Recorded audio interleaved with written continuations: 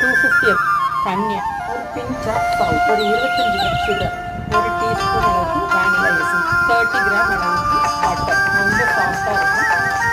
ஃபுல்லாகவே இதில் மில்க் ஆகட்டும். விட்டு ஆஃப் பண்ணிடலாம். ஒரு 225 கிராம் அளவுக்கு மைதா.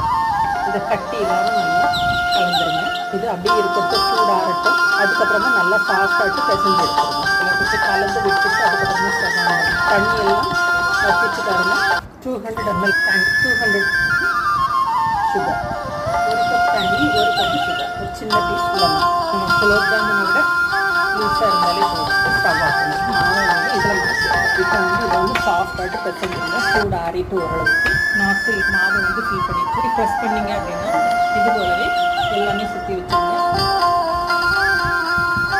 2 பக்கம் மாற்றி போட்டு இதை எடுத்துக்கலாம். அந்தளவுக்கு சுகர் சிரப்பில் போட்டு எடுத்துக்கலாம். அப்படி போட்டு அப்படி திருப்பி வச்சு எடுத்துருங்க. அவன் தான் போதும்.